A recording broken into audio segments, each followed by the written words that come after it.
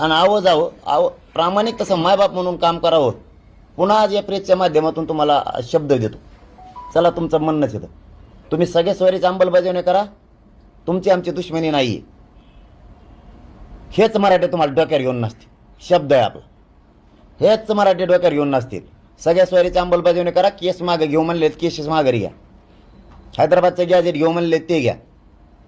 आणि विशेष शिंदे समितीची मुदत वाढवा.